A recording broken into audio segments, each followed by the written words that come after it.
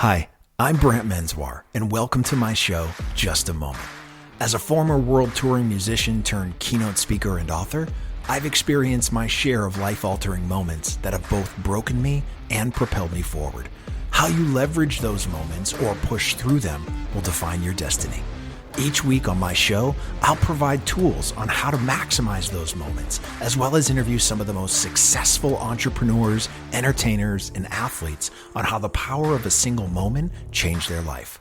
Join me to learn how to change what's possible for your life. It'll take just a moment. Today's guest is Jantsch, best-selling author and founder of Duct Tape Marketing.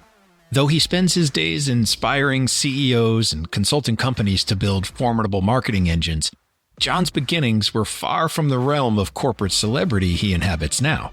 This is his moment. I'm John Jantsch, and this is my moment. I grew up in a little farm community south of Kansas City.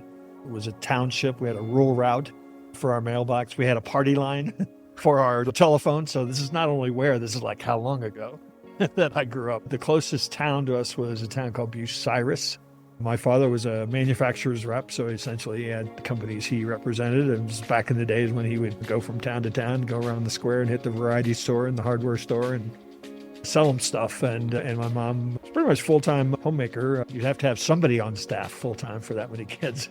There were only 14 years between the two of us. We were close. It was like having kind of three small groups. If you imagine the typical 3 or 4 kid family or 2 or 3 kid family, it was kind of like 3 of those, I think, in a lot of ways. There's 6 older than me, 3 younger, and there's 8 boys and 2 girls in the lot. Over the years, Memorial Day was a big holiday for us. As we grew, we'd invite our friends, all of us, and there'd be 200-300 people at this event we did every year. And one of the highlights of it was that we had our own softball team, and we would take on all comers. Of course, it was our field. We knew where all the holes were and that kind of thing. So yeah, we did have our own team.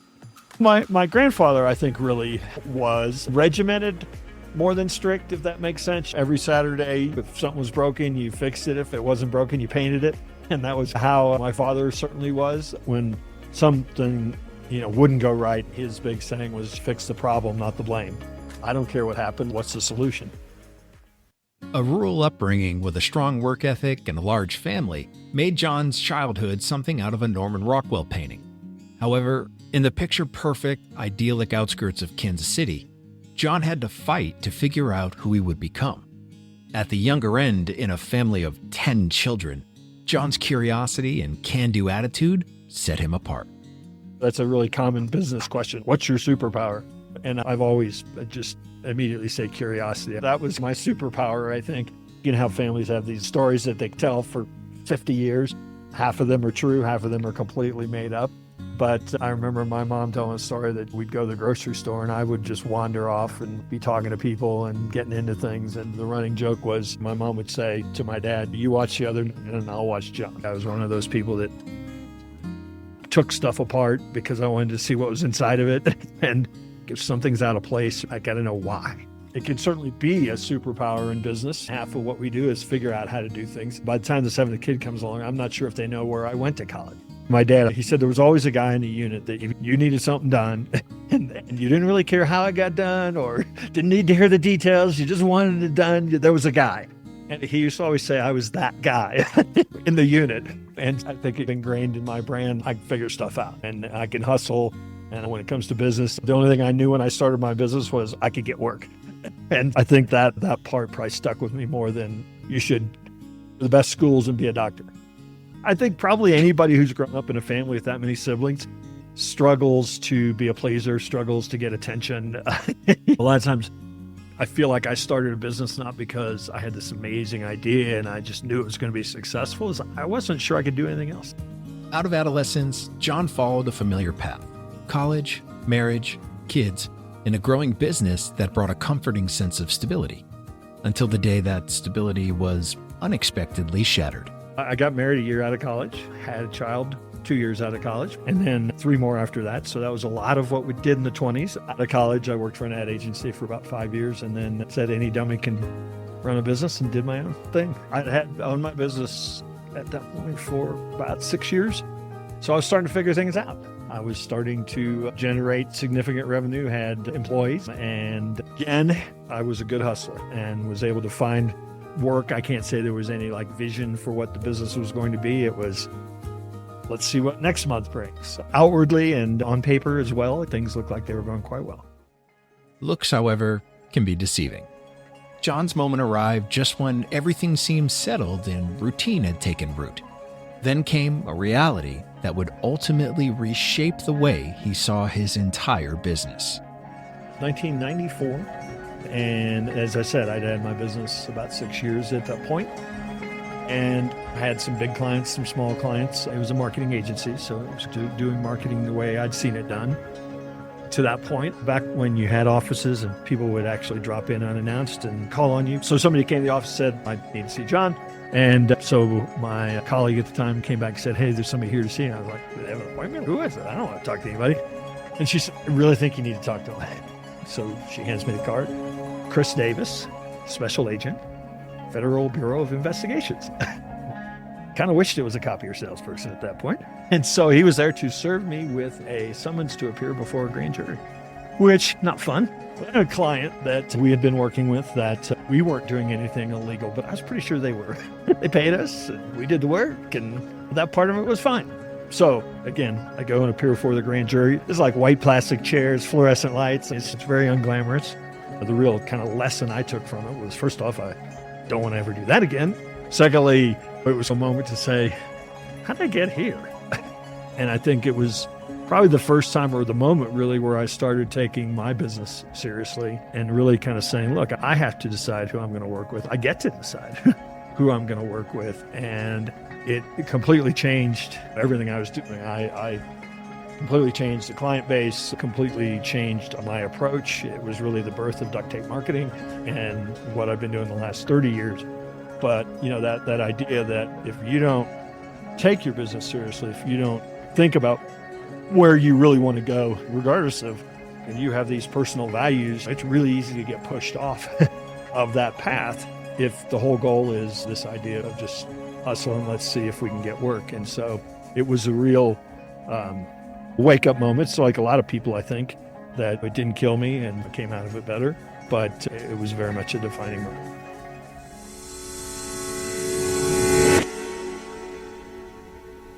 Feeling lost in the noise of social media? Inspo cuts through the clutter, connecting you directly with real insights from real experts and industry leaders. It's a new social network dedicated to knowledge sharing, industry insights, and thought leadership. Get the latest from top minds in your field, or build your own thought leadership portfolio on Inspo.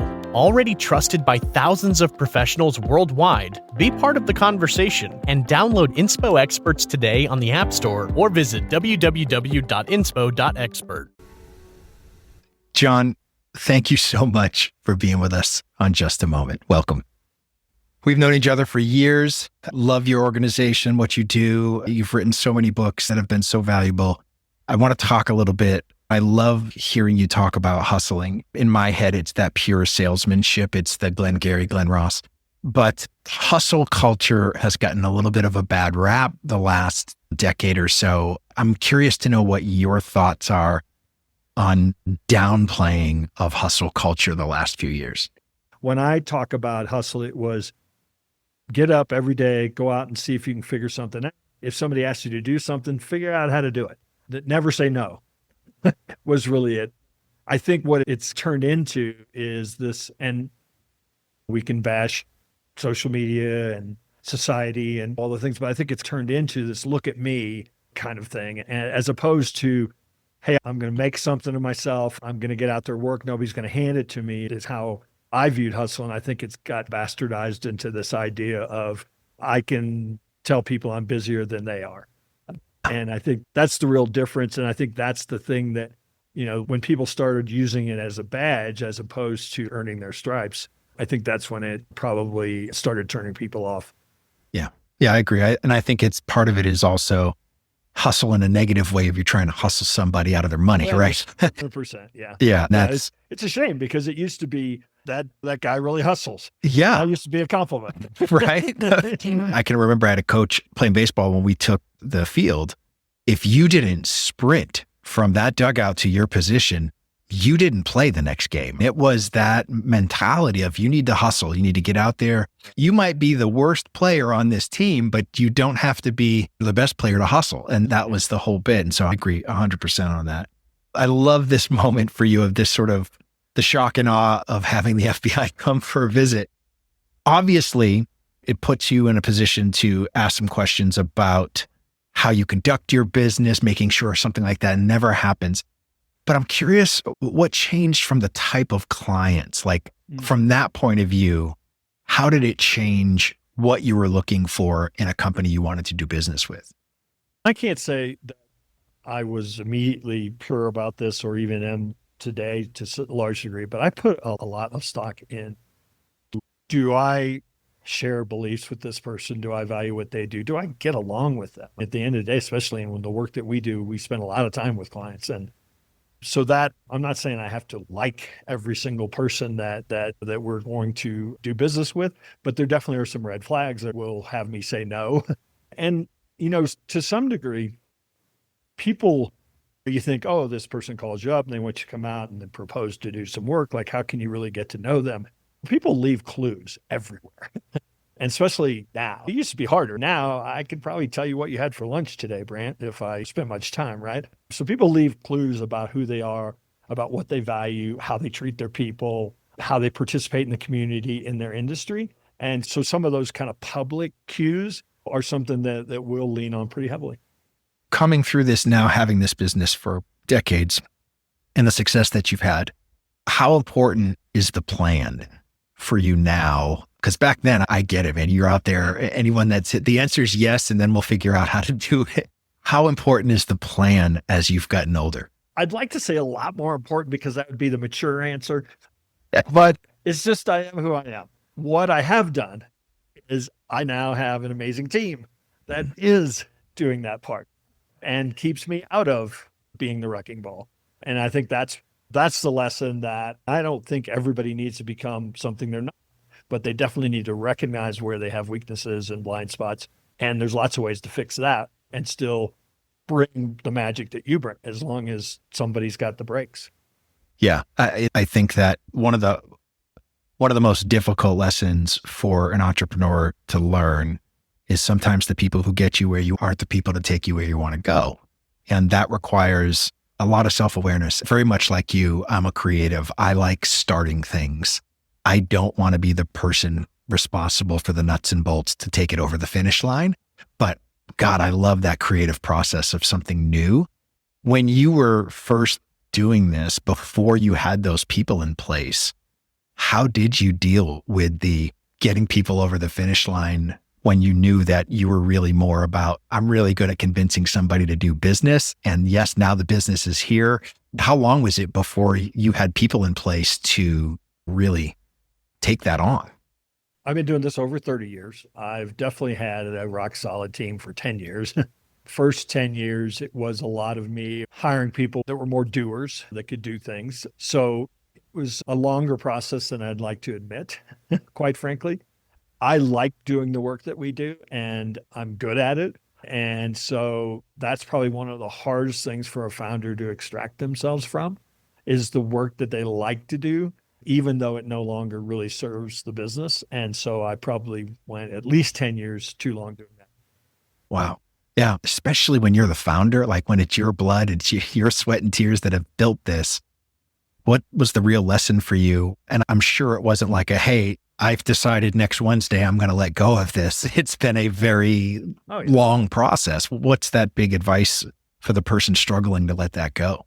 One of the things that amplified it in the type of business that I'm in is that I wrote books that sold well. And so that made me a mini celebrity in some people's eyes. And I think that the harder part there was people gave you the impression they wanted you. And I think that made it even harder. So really the lesson was, first off, I couldn't do it. So how do I solve this? And the lesson was, when you started seeing people not only do it, but quite frankly, certainly do it as well, if not better than you, then it was like, oh, I need to bring those people in right away. People realize, no, they don't want me. They don't need me. But again, I don't know if it was so much ego, probably that played a role, but some of it was just that I thought that's what they needed. I can see it even in my music, at least when we first started our first record deal, we weren't a Christian band. They wanted to put us in that market. We always joked that we didn't have the JPMs, which is the Jesus per minutes, to make any Christian radio whatsoever. But in my sort of observations of being able to play some of the biggest, most influential churches in the world, from Rick Warren to Joel Osteen to Hillsong out in Australia, the challenge with personality-driven churches is that it's the reason people show up because they want that personality, but it also is an incredibly dangerous position to be in when it's not supposed to be about that. That's not what you're actually providing. It's just one of the vehicles that are providing the message. In business, I find it the same way, right? Where you said it so perfectly, is that when you become the celebrity, people expect you to be the one that they're going to deal with, but you're not necessarily the one producing all of the results for your clients. How do you balance that with a client who has come maybe specifically because they're a huge fan of your books and now they expect you to be the one who kowtows to them? Yeah, so I struggled with that for a long time. And first off, you've got to get confident people that you can show them, hey, you're in good hands, right? But where we finally cracked the nut is, I think where the mistake a lot of people make is they call and I want to talk to John. I want to tell him about my business. And so I'd go meet with them, and we'd be halfway down the journey of them saying they wanted to be a client, and they'd never met anybody but me. And so where we really cracked that nut is like, our people are there from the get-go in a sales call. They're conducting the questioning. I'm there, but they're realizing, oh, there's a couple people involved here. And ultimately what it did is, instead of saying you're getting the B team, it's no, I'm getting the team. Yeah. So bringing that in from the get-go really helped us crack that nut, because they saw, oh, I'm getting more than John, as opposed to I'm being handed off by John. Yeah. Yeah. So in this last book that I wrote, when I did a bunch of research into generating momentum and how is momentum actually generated, and can you generate momentum within a single moment as opposed to following this long drawn out plan? And the very first thing that stood out in the research was belonging, and how if you can create a sense of belonging in its simplest form, it's when you're having a meeting, I asked two questions. Is everybody here who needs to belong in this conversation? Number one. But number two, is there somebody here who doesn't belong that is going to slow the process down, or there's no reason for them to be at this juncture quite yet for them to be a part of the conversation? But by doing so, you're not only helping the client, you're also including your team and making them feel like they're valued and what they bring to the table is valuable from day one, not just in the little tiny niche that they function in. 100%. Yeah. Yeah. Listen, I can't thank you enough, man. Thank you so much for joining us. Is there, for people who want to follow, continue your journey, know what's going to happen on your next book, or a little bit about duct tape marketing, what's the best way for them to follow? So it's everything we've been doing for the last couple of decades is at DUCTTAPEMA marketing. They know how to spell marketing, don't they? Ducttapemarketing.com. So it's DUCTTAPE marketing.com. Perfect. Brother, I can't thank you enough. We really appreciate you spending the time sharing your moment with us. My pleasure, Brent. Thank you for joining us on this episode of Just a Moment. Make sure to subscribe to our podcast and tell a friend or two about it to help spread the word so everyone can find a moment that inspires them. Don't forget to leave us a review and check us out on the web at justamomentpodcast.com. Just a Moment is produced by Natalie Von Rose and Brant Menswar. For more inspiring shows like this, visit surroundpodcasts.com.